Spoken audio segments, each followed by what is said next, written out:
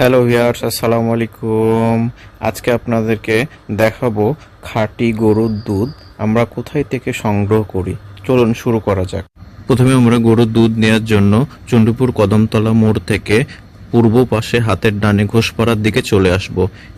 এই রাস্তা দিয়ে সোজা চলে যাব। এই রাস্তা দিয়ে যাওয়ার সময় দেখবেন অনেক ঘোষ দুধ নিয়ে বসে থাকে, বিক্রি করে তারা। সেখান থেকে নিতেও পারেন, নাও নিতে পারেন। আমি এক্স্যাক্টলি বলবো সেখান থেকে নেবেন না। আমরা আমাদের লোকেশনে পৌঁছে গেছি। এখানে এসে আপনারা জয় বা জয়ন্ত দাদার কথা বললে সবাই দেখাই দেবে। এখানে দেখবেন অনেক মানুষ ভিড় করে থাকে। আমরা এখন ভিডিও নেওয়ার চেষ্টা করব।